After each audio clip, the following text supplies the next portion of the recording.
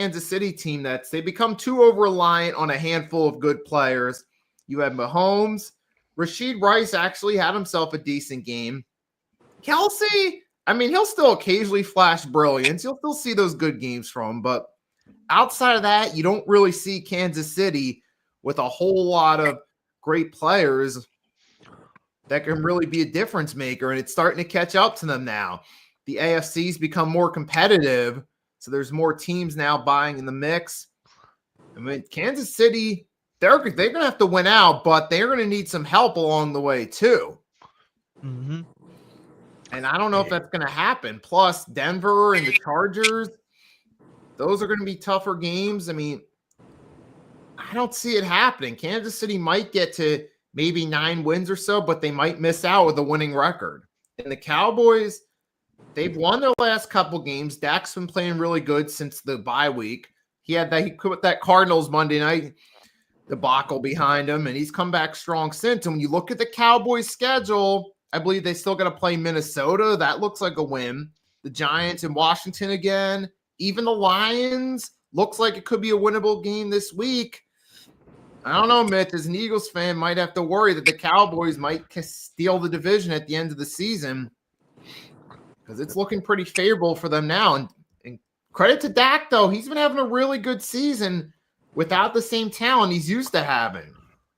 And now they're only 2 games back, so let's be realistic. It could happen. Obviously, I don't want it to, but it's possible. Yep. So, Big C, how you doing, man? I'm doing all right. The same talent he's not used to having. He's got the best wide receiver duo in the football right now. You know, Pickens has been a huge pickup for them. He's been absolutely fantastic. You know, he showed glimpses of what he could be in Pittsburgh, but he also had games in Pittsburgh. I think, stop me if I'm wrong, James. Didn't he have a game last year where he had like 5 or 6 drops, like no receptions, just dropped every passes that was thrown his way?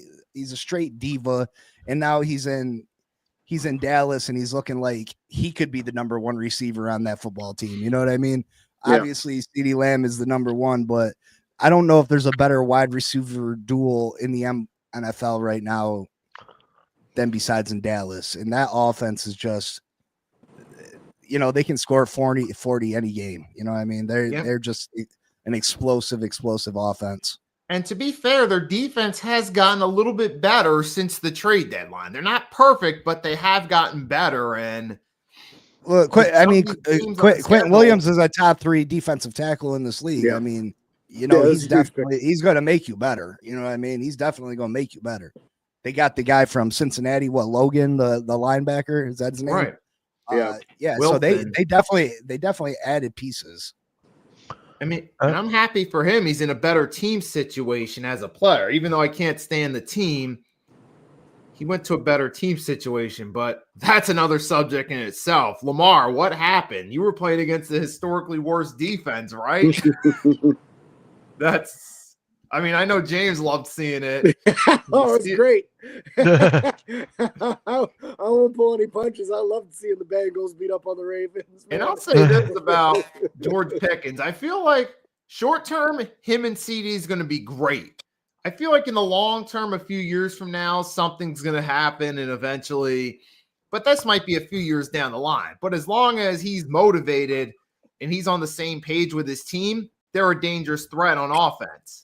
Maybe in the long term, some of the bad personality traits catch up because we've seen that happen before with Cowboys receivers. It happened with T.O., who was great at first, but then in the long term, we saw the butting heads with teammates start to catch up. And we saw it with Des Bryant. It eventually happened with him. So, I mean, that was a different era. That was a different era of football, though, where, you know, you had to have the wide receiver, a clear number 1. There was only so many targets available. This day and age in football, you can throw the ball a million times. You can get both those guys 1,500 yards receiving, and it doesn't have to be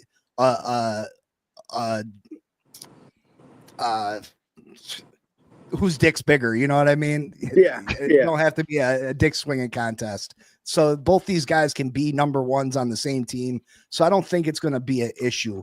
They can throw the ball 40 times and each one of them have 15 targets, and you can keep both of them happy. Yeah, honestly, I think it's a dream scenario for Pickens there. Just because while he was in Pittsburgh, he's getting double and triple teamed on every play. You can't do that while he's a Cowboy, not with CeeDee Lamb on the opposite side. So he's going to get those one-on-one matchups, and that's his specialty, is winning those jump balls and those contested catches. He's absolutely incredible at that stuff. The only reason he's not a Steeler anymore is because he kept on taking plays off. He refused to run block. If the ball was being thrown to the opposite side of the field and he knew it wasn't coming his way, he wouldn't even run his routes, and it was causing turnovers and causing some issues. And obviously for Pittsburgh, as a team that wants to be a run-first team, if you're a wide receiver that doesn't want to run block, they don't have any interest in you. So we'll see how it plays out long-term. He's having one hell of a season. I'm happy to see his success out there. But we'll see what it does long term if he starts getting frustrated and if he has a couple of games where he doesn't have tremendous performances and does it start rearing its head when he takes plays off and not blocking. Are you truly happy, James? Because I'd be pissed. I'd be pissed.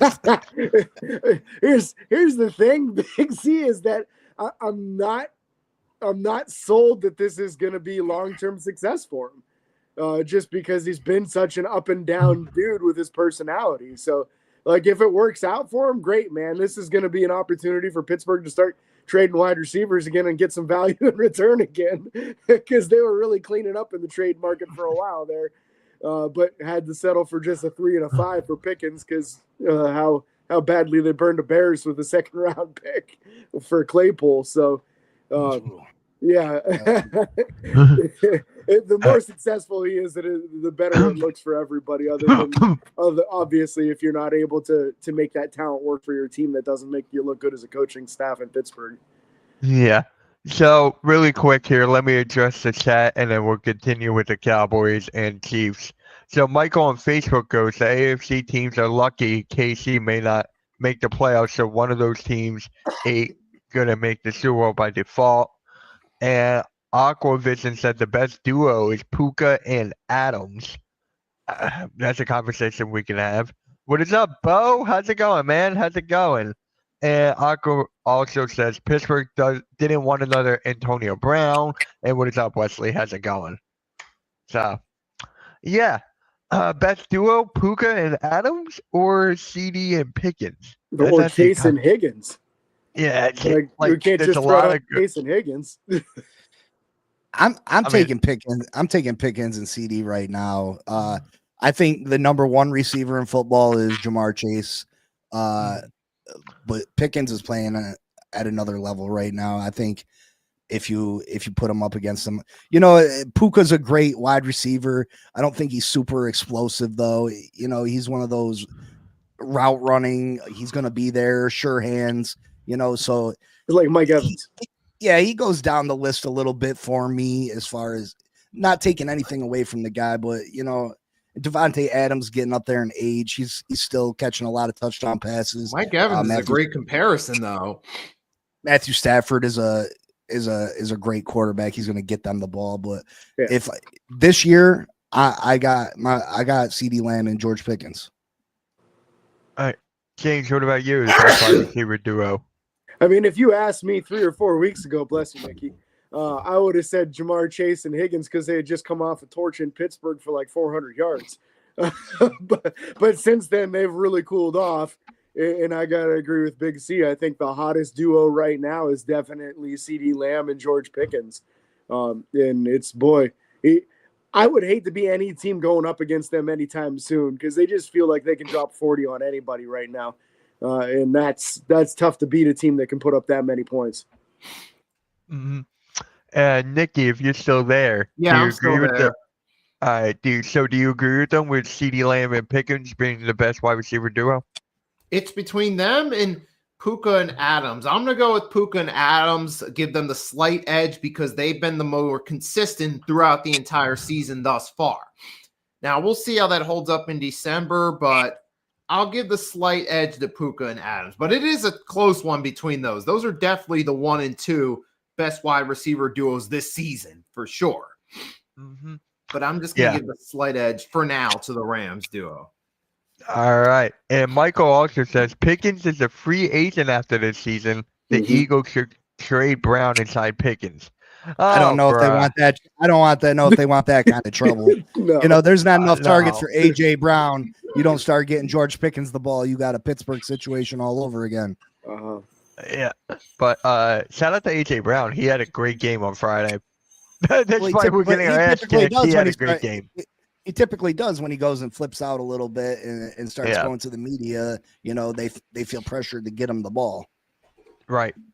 Mm-hmm. So, Big C, what about the Packers and Lions game? What do you have to say about that? You know, both these teams, you don't know which team's going to show up on a week-to-week basis. Some weeks, each one of these teams looks like they could be the representative in the NFC for the Super Bowl. Other weeks, they're losing to the Cleveland Browns, or, you know, they're just laying eggs. So very inconsistent play from these guys. Overall in the NFL, this year has been very, very wish-washy. You know, you got the Eagles falling from they were up 21 against Dallas, losing that game, which I called. I think I was the only one on this set that picked that. But yeah, you know, just so many games that the underdog is winning. The team that you don't think is going to win is winning in the NFL, and it's like that all across the league. And I think, you know, the Super Bowl favorite changes week to week for me. You know what I mean?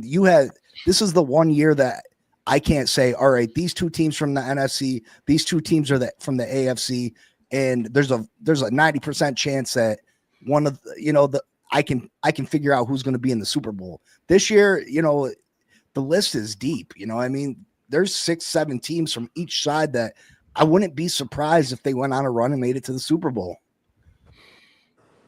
Yeah, definitely agree with you on that. And the Packers and Lions have been inconsistent week in and week out. And it's just like one of those games, it was going to be down to the wire. But Packers and Lions, that's the way it is. So, and what is up? What is up, Joe? This is only a hardcore I've watched where everyone keeps their clothes on. All right, then. All right, that's the first time I've seen that. we can change that. He could. All right. Some money in the chat. I might take my shirt off. All right. Now let's talk about the Bengals and Ravens. We did talk about it for a little bit. So James, go for it, man. I don't know how you feel about this game. It's just a crazy turn of events in this game, right? All of a sudden, out of nowhere, it looks like the Bengals know how to play defense. They got after Lamar and made him very uncomfortable this whole game. Lamar didn't look like himself by any means. He didn't look as quick as normal. He wasn't going through his reads. He didn't have any time. That offensive line for the Ravens was just as porous as it gets. So just crazy to me. You don't expect Joe Burrow to play bad football. He came back and he made some throws. I didn't think he was super crisp either. But just the difference, and I didn't think I'd be saying this for a second, the difference in this game was the Cincinnati defense. And I don't think any of us had that bingo card for sure, that somehow these guys would just be getting after Lamar and making him so uncomfortable the whole game to make the mistakes and fumbling the ball and throwing interceptions and just the stuff you haven't really seen from Lamar the last couple of years. It seemed to me like he had really fine-tuned his game. Everybody still has off games, I get it, but Lamar did not look right in this game at all. Yeah, it's like, did somebody go into Madden franchise mode and force a win for the Bengals and simulate it? Like, what the hell happened? Because something just didn't.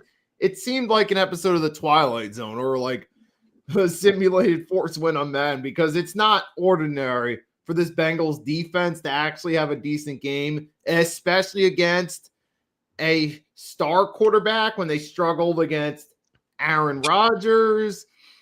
Caleb Williams. And don't get me wrong, Caleb Williams is coming to his own, but he's not really that level QB yet. So that says a little bit more about the Bengals defense. So that Bengals defense all of a sudden now finds a way to stop Lamar. Like, what happened? Something, either the Ravens were out partying for the holidays beforehand, or they didn't prepare properly for them, and it got exposed on the field. And sometimes you can tell by the result on the field whether a team properly prepared or not, even though you don't know the specifics. But if you watch the way the Ravens played, you're like, they did not properly prepare for this game on the offensive side of the ball. I understand it's a short week, but the Bengals had that same handicap too. So both teams had to deal with it. And the Ravens did not adjust to that scenario well. You got to feel like some of these Bengals defenders too are kind of playing for their NFL careers. You got guys that are former first-round picks like Myles Murphy that was supposed to be this stud pass rusher who got buried on the depth chart. Well, he had himself a real nice game in that game, and he's going to rebuild his own personal value, which somebody has to do if Trey Hendrickson's out injured. Somebody's got to step up. Myles Murphy was one of the guys that did in this game. I mean, maybe this is where Murphy gets his playing time and he finally flashes potential. We saw it here now. Let's see if he can keep that momentum going forward. Sometimes all a player needs is that playing time, like Tom Brady. All he did was get playing time, and all of a sudden he flashed his potential that many teams missed on. Yep. Mm-hmm. Oh, what is up, Hardcore for All? How's it going? Thank you for stopping by. Big C, any thoughts about this game? Just another one of those games where, like I said, you think Sharp. You think the Ravens are gonna go on a run. They're finally healthy, and here comes Cincinnati with Joe Burrow just coming off IR. Higgins is out. Their defense is horrible, and they go and beat the team that is supposed to go on this super run and win the division. I do have to say that I think that the Ravens, the Buffalo Bills, and the Kansas City Chiefs, they've been the three top teams in the AFC for quite a few years now. And one thing I think they all have in common is they rely too much on the fact that they have superstar quarterbacks, and they don't build around them enough. If you look at those three teams, what do they all have in common? Their number one targets are tight ends. Where's the true number one receiver? Where's the Jamar Chase for Josh Allen? Where's the Jamar Chase for Patrick Mahomes? Where's the Jamar Chase for Lamar Jackson? They let him go in free agency. They rely too much on these guys being superheroes, and they cannot continue to do it. All these quarterbacks are getting up there in age. These other teams, if you got a well-built, well-rounded team, they're going to beat a superstar quarterback any day, anytime. I take the well-rounded team every time. And I think it's starting to catch up to these three teams. And, that's why you see in Buffalo stumble. That's why you see Kansas City stumble, and you see in the Ravens stumble. And I think they need to go and get them true weapons so they can take advantage, because out of those three teams, the only one that's got Super Bowls is Patrick Mahomes. And he got some of those Super Bowls when he did have an elite wide receiver in Tyreek Hill.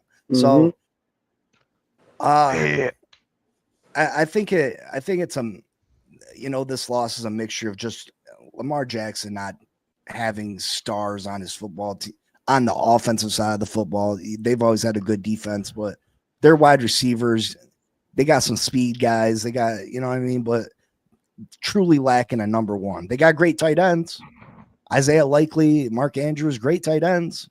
But where's your game-changing wide receiver? Yeah. So, really quick, we got a question for James from Hardcore for All. Is Aaron Rodgers playing today? Yeah, he should be starting today. He practiced in full the last 2 days. So he's expected to start, which should be an improvement off of what we saw from Mason Rudolph last week. Oh, okay. And Grandizer, wow, I haven't seen you in God knows how long. Hopefully everything's going well, man. And Hardcore for All says Bears look like bracket busters. I can definitely agree to that. Absolutely. And the coach can make noise. And Vic says, "Don't worry, Lamar will take his anger out on Pittsburgh next week." I hope you're wrong. Come on, Vic, man. That's Well, not exactly. everybody heard the news about Daniel Jones, right? He's playing with a broken fibula or something. Like, Jeez. like how long is that really gonna last? That's Yeah. what, one hit away from you being on a stretcher. You know what I mean? Like, what's the backup quarterback situation looking like over? You go with that Anthony Richardson.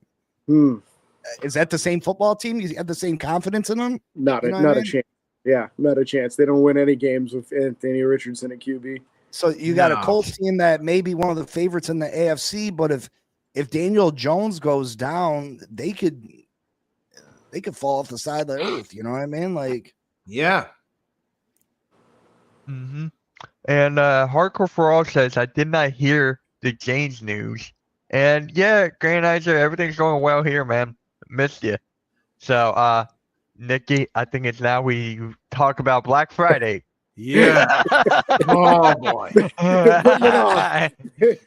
Let's start off with James on this one, man. I want you to talk about this game, and then Nikki and I, after Big C, will give you our perspective as well. Well, I'll tell you what, I feel a little bit better about the Steelers losing to the Bears after the Bears coming in and beating the Eagles. Yeah, Vic said the same thing to me.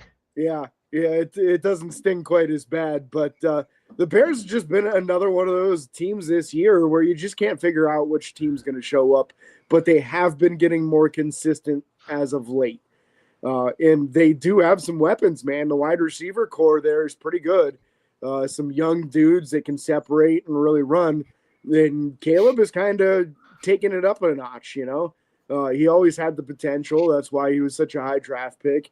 But now he's kind of putting some things together and really kind of picking apart some defenses.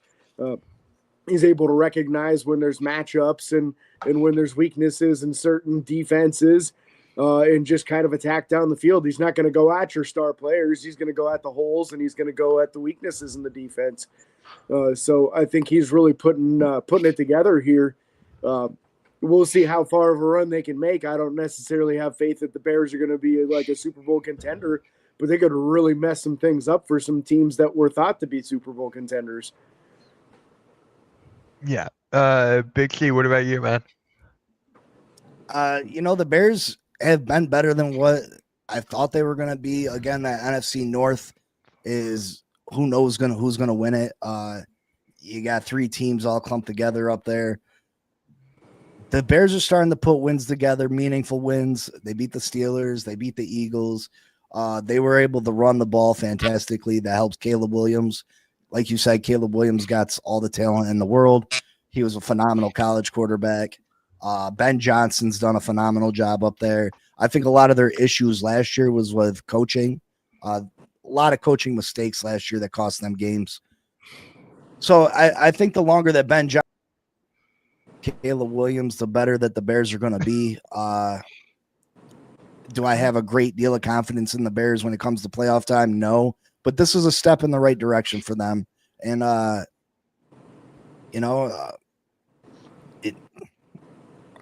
ain't got too much more to say about it, but that, you know what I mean? All right. I'll tell you what, that front office is looking really smart for going out and paying top money to get a new center and 2 new guards in free agency. Because that's given Caleb the time to be comfortable back there and not have to worry about having jittery feet. So sometimes that's some of the best things you can do is solidify that offensive line and spend top money there. All right, Nikki, you're up, man. Okay. Now let's get the negative part out the way. The Eagles. This is what happens when you have a inefficient offensive minds say in the signal call. You get Kevin Patullo, who's never called plays before, now trying to call the plays. He designs predictable plays that use a one-dimensional player rotation, the same guys. It's Barkley, Brown, Smitty, Goddard. And the rest of the league is caught on to that. And that's why they're unable to move efficiently. And secondly, the play calling is so predictable. Run up the middle, short pass, long pass. I mean, they at least try to rotate it up, pitch, screen pass, RPO, something. They got to get out of the same predictable play calling because teams are picking up on it, and that's why they're moving inefficiently. And I saw their offensive efficiency rate is lower than the Jets this season. And I believe that because even despite the Jets' record, they've had a few games where their offense was competitive. See week 1 against Pittsburgh, see the game against Tampa Bay. Even though they lost those games, their offense actually made an effort to move the ball and at least kept the games competitive. So even the Jets, as horrible as they are as a team, are at least better offensively in terms of moving the football. This team, fresh off a Super Bowl win with much better roster, that's on paper has all the upside and could still theoretically make the playoffs, is somehow worse off than the Jets, who are contending for the tank bowl. And that goes to the horrible offensive play call. Now you see and not to mention, they made a horrible call going for a field goal instead of trying to go for it late with less than a minute down 8. At least have the guts to try and go for it. At least try. But the fact that they kicked the field goal, hoping it would be good and hoping they get an onside kick, goes to show really how much confidence they truly have in that offense, which is none. And that speaks to a bigger problem there. When you got all this talent fresh off a Super Bowl win, you don't have the confidence to go for it down by a touchdown, a 2-point conversion, less than a minute in the game. That's a problem there. Now with the Bears, they're the opposite. They brought in an offensive mind who actually knows how to call plays, who knows what they're doing, paid him good money to be the head coach, along with bringing in some guards in the center. And actually, you see what happens when you have a competent offensive mind calling plays. It took a few weeks, but once they got going, starting with that week 3 game against the Cowboys, they rode a wave of momentum, and now they've won a bunch of games. Now, are they all the way there yet as contenders? No, but they're winning their division. They got 9+ wins. It's going to be their first winning season since 2018, because remember 2020, they were 8-8 and snuck in. But now all of a sudden the ship's rolling with the Bears. They don't have the greatest talent, but they have an offensive mind who knows how to make the most of what they have. And they're winning games. Now that for the future, hey, if you get a few more talented players sold on the Bears as a team for the future, you can convince a few top free agents to come join the bandwagon. And maybe in a year or two, you are contenders with Ben Johnson. So the Bears, on the other hand, that goes to show that coaching can change everything. You see the Rams with McVay, how he's turned the ship around year 1, and they've been to 2 Super Bowls, won 1 since. Now, Ben Johnson, could we be at the beginning of something special? Perhaps, but time will tell. But there's plenty of potential for it.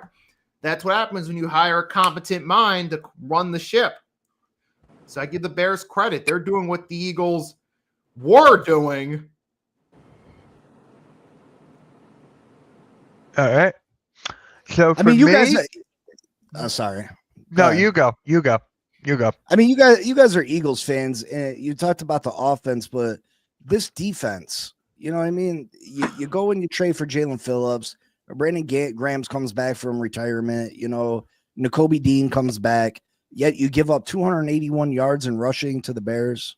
You know what I mean? Part of the problem is the offense does so little that eventually the defense gets burnt out from having to carry the team. Well, maybe so, but 281 yards is, you know, to Swift. Swift is an all right back, but he's not, you know, I don't think he's a top 10 running back. And I'll be the fair, other this guy, was a revenge game for Swift. It's like, hey, I tried to join you guys 2 years ago. You didn't use me. Payback time. yeah, I mean, revenge game. How much of this is on the quarterback? Because I've always been, you know, I've always said that, and you guys gave me a lot of slack earlier about my feeling about Jalen Hurts and me saying that he's not that great of a quarterback. He's just surrounded with so much talent. And the fact that he can't get the ball to his playmakers, you got A.J. Brown out there bagging for the football. You know, I just think that a lot of this falls back on Jalen Hurts' mediocre quarterback play. And I don't think he's a phenomenal athlete. He can run the ball. He can do the tush push, you know what I mean? But as far as throwing the football, there's a reason that Tua took his job in college. You know what I mean? There is a reason. This guy's not as good as what people want to think he is. He's just been surrounded with extreme talent, and I think it's catching up to the Eagles a bit. Here's the thing for me about Jalen, right? I haven't always been the biggest Jalen Hurts fan. I haven't always supported him when we first drafted him.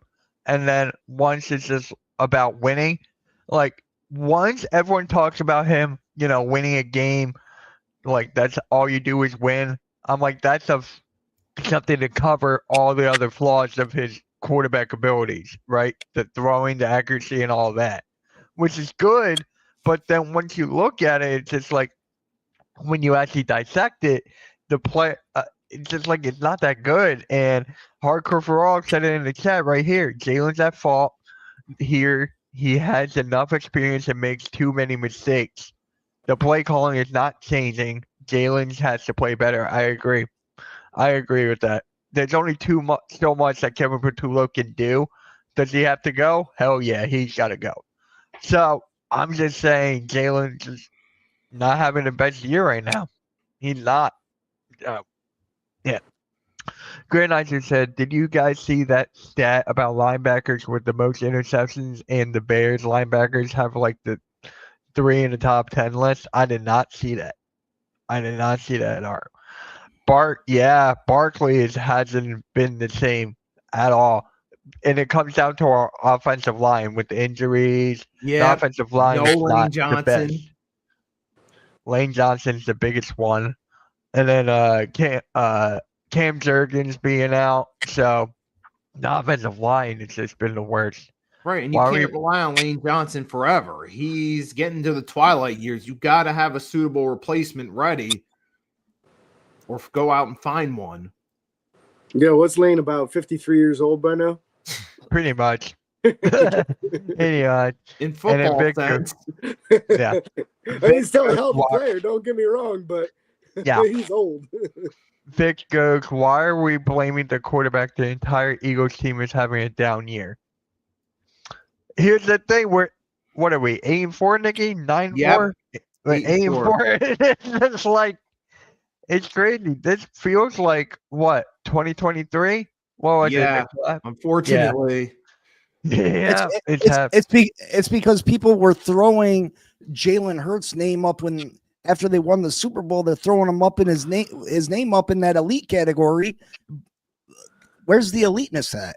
Where is the putting the team on his back and carry him over their difficulties? Because if there were a true threat to run past the football, they'd be able to run the football. Saquon is having a down year after last year. Last year, he was absolutely phenomenal. One of the best seasons in all of football history. You said something about the play calling, just running straight up into the line. Where's the pitches at? Where's the roundabouts? Where's the the different types of plays? And the New York Giants did a lot of that with Saquon. They used to run him right up the middle, stuffed, run up the middle, stuffed. He's a guy that's great in space. You had the backwards jump over the guy. He is super athletic, super elusive. So to run him straight up the middle is asinine. But if Jalen Hurts could put this team on his back, get the ball to his playmakers through the air, you got a good tight end, you got 2 good receivers. That would open up the running game for you guys. Not to mention Jalen Hurts can run the football. You know what I mean? So you should be able to run the football. You should be able to open up holes for Saquon Barkley. But Jalen Hurts, everybody wanted to throw his name in that elite category. He's not that. Mm-hmm. And Vic goes, it's a Madden curse. That's actually what I've been saying. He's a cover athlete on that. So I'm like, here we go. But here's the thing. Tank Bixby has been killing it on the ground as of late, but he did not get the ball on Friday at all. So I'm like, Barkley is that guy. He's that dude. But you got to give Bixby the ball. He's a third down guy. Give it to him. He can average 9 yards per carry on the ground. So exactly. They're in short. Perfect guy for those situations, but they're not doing it. It is what it is. I feel your pain. Opportunity. I feel like every third and short opportunity Pittsburgh has, they have the wrong running back on the field like every single time. It's who? always Gainwell? Yeah. They're like our smallest receiving back is the guy out there instead of one of the bigger, stronger, short yardage dudes. Like, Yeah, it blows my. Credit to Gainwell. He's having a good year, right? He's been going up and down. He's had a couple of real nice games for Pittsburgh. And the key is the usage, get him out in the open field. He is elusive. He's just not a power dude. You can't use him that way. So as long as you're giving him some space and some room to work, he'll make some guys miss. But he's never going to be confused with a feature back. That's not who he is. And like somebody gets their hands on him and he's going down. So you just got to get him out in the open and get him a little bit of room, and that's where he makes his plays. Yeah, he is a Super Bowl champion, though. I'll give him that. I'll give him that. So, all right, let's get into. And do you guys have anything else to say about this game before we get into the trivia part? Like, let's call Nikki. You got anything? No. Or no? All right, let's just move on here. We're going with the Thanksgiving theme. Questions. So, which NFL team has played the most Thanksgiving Day games? I think it's pretty self-explanatory. Yeah, I'm just telling you, these questions are easy, so we can just move them by, especially this one. Who scored the famous butt fumble on Thanksgiving? I honestly forgot about the butt fumble being on Thanksgiving. We're talking about Mark Sanchez fumble, right? Yeah. I don't remember who scored on it. I just remember Sanchez running right into that offensive lineman. I remember Vince Wilfork played a role in it. I just forgot it was on Thanksgiving. That's the thing. I thought it was just a regular Sunday, but no. It's on Thanksgiving.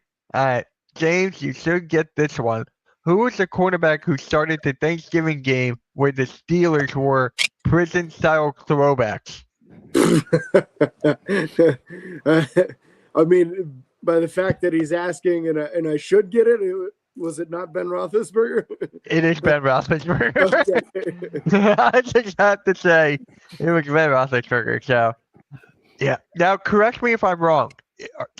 Is it Bills Steelers for game of the week? Is that the game of the week, or is it another game? I'm not sure what the game of the week is. They are definitely playing today, though. Yeah, because for game of the week, that's what I have. So I'm like, might as well. I mean, let me see any other games we can bring up. It's real important for both teams for playoffs. They both need to start streaking some wins together, or it's just not going to happen. Yeah, and especially I saw someone in the chat, I think his name was Michael. He said the Bills are frauds, and I'm like, I don't think they are. There's somebody that agrees over here. Oh, yeah. Yep. I'm on another tab, so I can't really. Yep. Is that true? I think it's an understandable thing to say. Go ahead, Big C. You're the expert on this one. Well, I mean, their defense is sus. They can't stop the run.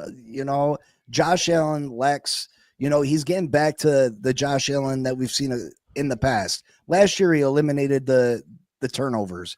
He's back to turn the football over. He lacks a true number one target.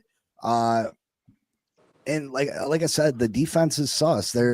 You can score on the Buffalo Bills. You can put pressure on the Buffalo Bills and put them in bad spots. And I think it's shown up this year. They're not the Bills of the last few years where they look like they're Super Bowl bound besides running into the Kansas City Chiefs. Now this year, it looks like they're going to be free and clear of the Kansas City Chiefs, but are they going to do their part and make it there? Again, if they run into a team like the Indianapolis Colts and Jonathan Taylor, they're going to be in big trouble because they cannot stop the run. They are the 30th ranked run defense in the NFL right now, and that is a major problem. And it doesn't look like help is on the way because a lot of the guys that are making it this bad are out or on the injured reserve. Ingram isn't coming back to help. Was it Boyd was the other defensive lineman, I think. He's already out too. Like, just there's no help coming. They're starting offensive tackles. Both of them are out for today's game. So they're just a combination of missing talent at key positions and the talent they do have being injured all at the wrong time. So, yeah, it's easy to call him a fraud right now because I think Their play is not anywhere near as good as it has been in the last few years. But it's a bad combination of injuries, and I couldn't agree with Big C more. He needs a number one target. He doesn't have it. When your best receivers are probably your two tight ends, that's a problem. And they had an opportunity. They had a trade on the table for Jalen Waddle. And I'm not I'm not a Jalen Waddle guy that sits here and pretends that he's a true full blown number one wide receiver. But Jalen Waddle would have done wonders for that offense. And the reason they didn't make the trade is the difference between they didn't want to give up a 2026 first rounder instead of a 2027 first rounder. Do what you got to do. Screw those picks and get your quarterback, your all-time great quarterback, the weapons he needs so you can at least get one Super Bowl. If Josh Allen goes through his whole career and does not get a Super Bowl, you did not do that man justice. You wasted one of the greatest quarterbacks this league has ever seen as far as dual threat, the new age type of quarterback. He's going to go down as one of the greatest of all time. And that pains me to say, you know what I mean?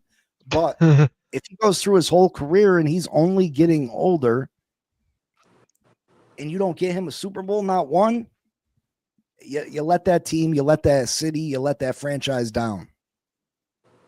Yeah. So, Nikki, you agree with them that the Bills are overrated or frauds, rather? This season, absolutely. I don't even think they're frauds anymore because we've seen them get exposed. Now that we've seen them lose to the Texans, who are a solid unit, not a great unit, but they're pretty underrated as a defense. That defensive front is on serious. Yeah, exactly. Yeah. We saw them shine against the Bills. And then you also had them lose to Big C's Dolphins, who have underachieved in the game they were favored to win. Now you've seen their win was against Tampa, but let's be real. Tampa started to fall apart too, and the cracks have shown. Now Baker Mayfield has a shoulder injury. Remember the last time this happened, his final year in Cleveland? So now Tampa's in trouble too. And I think the Buffalo Bills now, we've seen that they're a team relying on one player to carry them, and it's not working anymore. I don't even consider them contenders at this point, with the Patriots looking great, the Colts so far looking like juggernauts. You've had those teams, and now the Denver Broncos looking like they're rejuvenated with Sean Payton. I don't think they're really contenders anymore. I can't consider them frauds now that we've kind of seen who they really are. Yeah. And someone, Aquavision, said in the chat, actually, when you got Cook running the way he is, not many excuses you can make for Allen. James Cook was having a hell of a season. Didn't he get injured at one point? I think he did, right? Yeah. So. Well, the Buffalo Bills, they still got some tough games left. They got the Eagles left. They got a Bengals team that they typically struggle against the Bengals and Joe Burrow. Joe Burrow and the Bengals just went and beat, the Ravens. They got the Patriots left, which you name the Patriots, you name the Broncos, both the Patriots, I'm going to give the Patriots credit, but the Patriots probably got the easiest schedule in all of football. If you go and look at their schedule is laced with nothing but teams under 500 records. They should be winning those football games. The Denver Broncos, they've won a lot of last second football games that they probably shouldn't have won. So they really shouldn't be sitting on top of their division. They're not as good as advertised. So that's why I say this conference is still wide open. If Pittsburgh makes the playoffs, or the Super Bowl, I won't be surprised. If Buffalo could make the Super Bowl, I won't be surprised. It's just so wide open this year that there's not a real favorite. And if a team gets hot down the stretch, they can definitely get there. And it makes me sad that my Dolphins are in the position that they're in because, if this was 2 years ago, we'd have a real shot. But now, when it's wide open and it looks like anything is possible, we're sitting here with our tails tucked between our legs in a tough spot. So, but Bills still might not make the playoffs. Who knows? Yeah, right. What is up, AK? How's it going, man? And we have a question for Grandizer here.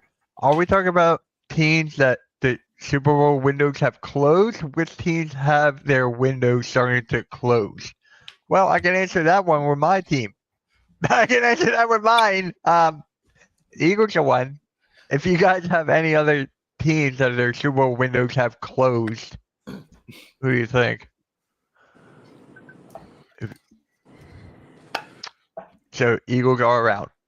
Eagles are around. I mean, I don't think the Eagles' windows closed. You know, I mean, I don't think any of these windows are closed just because I think it's wide open. I think everybody's window's open this year. You know what I mean? Like any team, literally any team that has a record that can get into the playoffs can legit get hot for 3 games and get to the Super Bowl.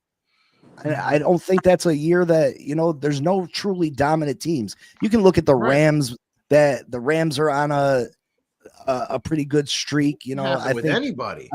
I think if you look at the Rams, they're probably the one team that I point out and I'm like, yeah, they look like they might be the favorite right now. But again, there's 5 or 6 teams this year in each conference that you can't really say you'd be surprised, right? You can't really say it, you know.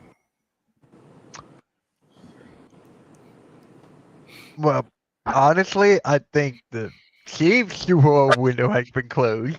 I don't think they're making the playoffs at this point. I would say a lot of the teams that were contenders in previous years in the AFC fit that description currently. The Ravens and Bills for this season. Well, I mean, there's still the Ravens and Bills can still make the playoffs. The Chiefs can still make the playoffs. Yeah. Is their back up against the wall? Yeah. But we've seen Patrick Mahomes go on runs. We've seen Josh Allen go on runs. We've seen Lamar Jackson go on runs. I wouldn't say that their windows closed. And when we talk about windows, we're talking about, at least as far as I'm concerned, is your chance to go to the Super Bowl in multiple years. Like, is your Super Bowl window closed? Did you miss your opportunity? Maybe one of these teams have fumbled this year, but I don't think that necessarily means their Super Bowl window's closed, even if they don't make the playoffs this year. Maybe they just had a down year. You know what I mean? As far as those 3, if assuming respectively those 3 teams could make the playoffs, if Kansas City, despite having the longest odds, were to make it, they would have the best shot of going on a run. I can't really say that about Baltimore and Buffalo because we've seen with stronger teams them collapse come playoff time, respectively, than the Bills and Ravens. But they got such great quarterbacks that those quarterbacks they can elevate themselves so much against these other teams that, you know, Josh Allen has 3 straight games with scoring 6 touchdowns. How you stop that? You know what I mean? If Josh Allen just goes nuclear, what are you going to do about that? You know what I mean? Right. With Lamar, as great as he is, we haven't seen that same momentum carry over into the playoffs yet. I'll give you a good example of exactly what Big C is talking about. With the right quarterback goes nuclear and you end up winning a Super Bowl that nobody sees coming. The last one, Baltimore won. That was Joe Flacco, for crying out loud. Yeah. Joe Flacco was incredible that postseason. He had no interceptions. The amount of touchdowns he threw was incredible. He was torching everybody. And then the next year, he came right back down to earth. So there might even be like a tier 2 or tier 3 kind of quarterback that just puts it all together at the right time. Once you get into the playoffs, anything can happen. So if your team around you is good enough and your QB can do it for a couple games stretch, that's all you need. A perfect example of a team getting hot at the right time was the 03 Carolina Panthers. I know that's a throwback, but at first it was like, okay, they won the NFC South. That was a surprise at the time. All right, good job. Then they beat the Cowboys in the opening round, which was kind of expected, but then they got the upset in that double OT against the Rams. Steve Smith Sr. with the walk-off touchdown. Then Ricky Manning Jr. ripped me and Mitch's hearts out in the NFC Championship game, and all of a sudden they made it to the Super Bowl against all odds. And they put up a valiant fight against the Patriots in that game. Well, that's the thing, too, that there's no dominant teams this year. So if a Josh Allen, if a Lamar Jackson, if a Patrick Mahomes gets hot and plays out of their mind, you know, there's no stopping them. There's no, you know, I think the Eagles got a great all-around team. Detroit's got a really good all-around team. Jared Goff, I feel like, is holding them back a little bit. Not only is Jared Goff holding them back, everybody gives credit to Dan Campbell for his play calling, his big nuts, letting them hang all the time. He's hurting that football team going forward on fourth down all the time. He is hurting that football team, leaving points on the board consistently. I just don't get it. The last 8 or 9 times Detroit's gone for it on fourth down, they haven't gotten it. And we're not talking about at the 50, right outside of field goal range, but it don't make sense to punt. We're talking about points that they could put on the board, and they're electing not to go for it, and they're not getting it, and they're leaving themselves hanging. You know what I mean? And I think that Dan Campbell needs to peel it back a little bit and realize, hey, sometimes I got to take the points. Yeah. You know, if you're down 2 scores and you decide to go for it inside your 30 when you can make it a 1-score game, that's stupid. That defeats the logic of football. That defeats everything that we've ever learned about football. If you can make it a 1-score game, you make it a 1-score game. If you have the opportunity at the end of the game to take the lead, you take the lead. That's been a thing in football forever. Yeah. You know what I mean? You don't go for it on fourth down if it's tied, if you're inside the 20 and can take the lead with a minute left. No. Right. Dolphins did that a couple weeks ago. They were down at the 2-yard line against the Commanders, tie game, minute 45 left, and they go for it and they get stuffed instead of taking the lead. What the hell are you doing? You know what I mean? And Dan Campbell's doing way too much of that.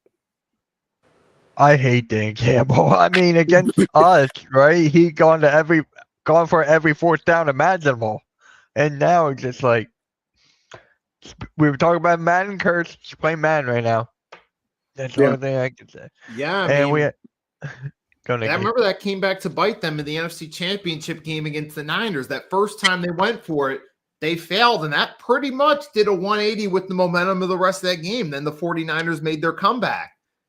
And it ended up being a close game because there was like 2 times they went for it on fourth down. They could have tried a field goal that could have made a difference in the final outcome and gotten the Lions to the Super Bowl. Now, I still think Kansas City would have won that Super Bowl, but at least then the Lions could have made a Super Bowl.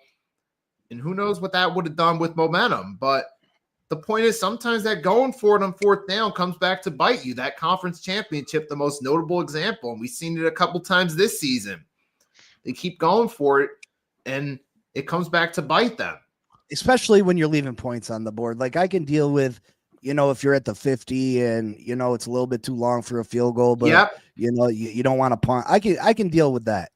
But if you have an opportunity for points, you take the goddamn points. You know what I mean? Unless it doesn't make sense. If you're down by 6 and there's a minute left, you don't take the points, obviously. You know what I mean? Yeah. But if you're down 2 scores in the middle of the third quarter, you take the points and you get it down to 1 score. Because you never know. You get 3 field goals, you win the football game. Instead of, now you're in a situation where you still need a touchdown and a field goal. Makes no sense. Right. Yep. All right. What is your guys' upset of the week? Let me pull up the schedule real quick here. God, I hate this share screen process. You gotta click that, and there we go.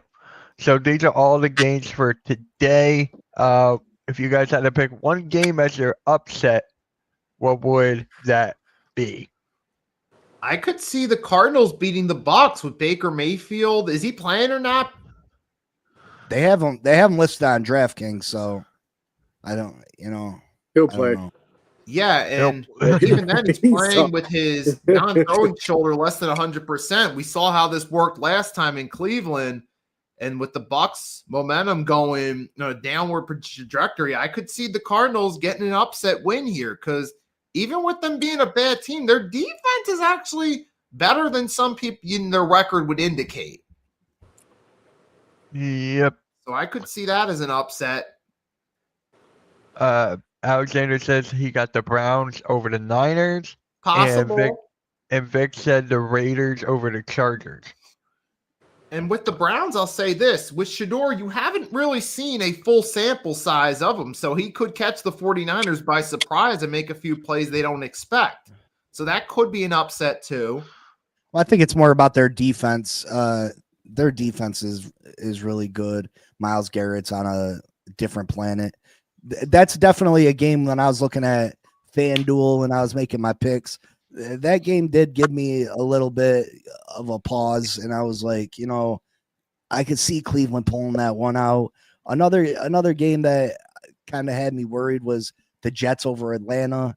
That one gives me a little bit. Pittsburgh over Buffalo. Buffalo's favorite in that football game. I think Pittsburgh, if they're able to establish the run, they can beat the Buffalo Bills. They gotta. I mean, how good is that defense over there in Pittsburgh, James?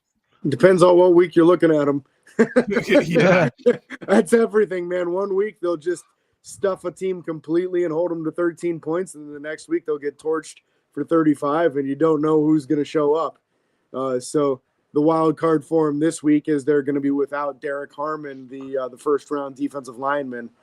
So if the Bills' game plan is correct, they run right at his replacement, and that could be a real problem for Pittsburgh. But we'll see. That's definitely the biggest challenge they've got. They've had plenty of weeks. I mean, just a couple weeks ago, they held Swift to like 20 yards on like 8 or 9 carries or something. So when they focus on a guy, they shut him down.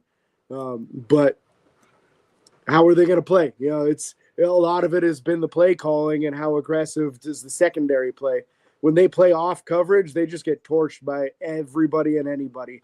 When they play aggressive, tight man coverage, they seem to have a lot of success with shutting people down. So if they're smart and they play aggressive, tight man coverage and kind of pack that lineup, they should be able to give the Bills a real problem here, especially with both starting offensive tackles out. Yeah. So is that your upset, James, too? Not a chance, no. I don't have enough faith in the Steelers team the way they're playing hot and cold right now to go out on a limb and say they're going to beat the Bills right now, even though I don't think the Bills are playing very good football either. But, yeah, I don't really like any of these upsets, to be honest with you. I guess if my hands are tied, I'll take the Jets just because I don't have much faith in the Falcons. But I don't really like too many underdogs this week. And then Alexander says Titans could upset the Jags, maybe. I don't know about that one, but for me, I'm gonna go with I'm gonna go Steelers over the Bills. I just got that feeling. And watch me pick the Bills in my pick'ems. Watch, I'm gonna be stuck in that predicament again. If you guys have a lock of the week, pick a game. Who's your lock? I'm trying to figure one out. I might have to go Miami over New Orleans. That's where I'm going. Miami over New Orleans. Miami's won 3 of the last 4. We get our right tackle back. We get Darren Waller back. The defense has been playing much better.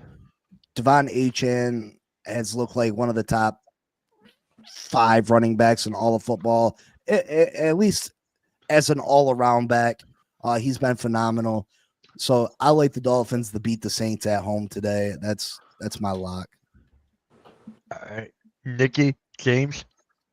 Well, I'll go Chargers over the Raiders. Okay. I was between that one and the Broncos over Commanders, so I'll take the Broncos over the Commanders. That should be an ugly game today. They should crush them. All right, and then now we're gonna go right to the predictions. So, Niners at the Browns. I think I took the Niners on this one. I'm going to take Cleveland. Okay. All right, Nikki, I'm going James? 49ers. I don't have a lot of faith that Shador is going to be able to put up a good performance on a regular basis. It's not going to be good. It's going to be legendary. All right, Nikki, who you got? I'll go with the 49ers, but that could be a close one, especially with, the 49ers are down their 2 best defensive players, and the Browns with Myles Garrett. He's having a career year this year.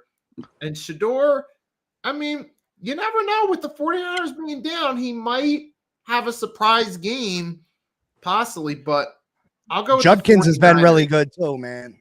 mainly with Run CMC Right. Oh my God. and with George Kittle back. Yep. Jaguars at the Titans. I took the Jags. Yeah, I'm going with the Jags. Yeah, I think the Titans got their one win of the year. I don't see another one coming. Who they Yeah, I got- beat again? I don't even remember, but they probably had no business winning it. Someone I in got the the chat, Jags. let me know. You got the Jags. All right.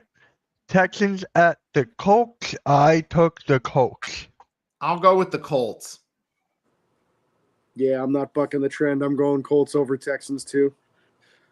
See, this is a tough one, man, because Daniel Jones is one hit away from going on that sideline, and Houston can definitely put that hit on him. But I'm going to take the Colts until that happens. Yeah. All right. Saints at the Dolphins. I took the Dolphins. I'll take the Dolphins too. Yeah, I'll jump off the deep end with you guys and go Dolphins on the win. And Big C is going with the Dolphins, I feel. Yeah, he already said that That earlier. was my lock. Yeah. Falcons at the Jets. I took the Falcons. I'm taking I'll the stay Jets. with the Jets on my upset pick here. Nikki? I'll go with the Falcons. All right. Cardinals at the Buccaneers. I took the Buccaneers. I need a win. I got 4 wrong the past weekend. I need a win at some place. I feel like Tampa's one of those teams I don't think I've picked correctly very often this year, but even saying that, I'm still going to take them to win today. I said this before and I'll say it again. I'm done picking the Lions. I am absolutely done with them. I don't want my prediction to go for it on every 4th down possible. So, yeah. All right. Who'd you guys pick? Big C, Nikki? I said I got the upset here. I'll go with the Cardinals. Yeah, All right. Arizona's been playing better with Brissett. I'm worried about Baker's shoulder. If Baker can make it through the game, I like the Bucks. If he goes out early, all bets are off. Mm-hmm. All right. Rams at the Panthers. You know what? Rams. This is my lock. This is my lock. The Rams are playing on fire right now. Yeah, Rams are just maybe the best team in football right now. They look very, very good. And the Panthers, I think, are playing better than I expected them to, but nowhere near good enough for me to expect them to beat the Rams. Yep. I like the Rams. Nikki, you took the Rams? Yep. Vikings at Seattle. I took Seattle. Dang. Seahawks. I'm looking at a 12-point favorite on Seattle on this one. Who's Yeah. Minnesota's quarterback? Yeah, that's an issue. Taking guys from Michigan might not be the best move at quarterback. I don't know. Oh, Lord. I don't know how I feel about that. Like, I really don't. Oh. All right. Who you guys got? Seattle? Yeah. Seattle. Yeah. All right. Buffalo at Pittsburgh. I took Buffalo. I take Pittsburgh. Pittsburgh's at home. Yeah, I'm going with the Steelers in this one. I'm taking the Bills, even though I don't want to in any way. Just until I see Pittsburgh play better, I can't really confidently take them. All right. Raiders at the Chargers. I took the Chargers. I got Chargers. Chargers. Yeah, it should be an easy win for them today. All right. And the Broncos at the Commanders. I took the Broncos. Is Daniel still out? I think he's cleared to return. I think so too, but I'm still taking Denver. Yeah, I'm going with Denver because Daniels is going to come into this game rusty, and Denver's just playing lights out on defense. Nick Bonato is having an excellent year. It's going to be tough for Daniels to come back against that team, so I'm going to go with the Broncos. If Daniels playing, I'm taking Washington. I got the Broncos on this one. This is my lock of the week. All right. And Monday Night Football. This should have been my lock. Giants at Patriots. The Giants are officially the first team to be eliminated. I'll go Patriots. I'm going Patriots. Jackson Dart is cleared concussion protocol. That makes zero difference in this game. Patriots still win. I like the Giants in this one. How many games have the Giants lost in the final few minutes of football games? New England's had the easiest schedule in all of football. I think they get caught with their pants down. And the Patriots left tackle and left guard are out. Ooh. All right. Yeah. Okay.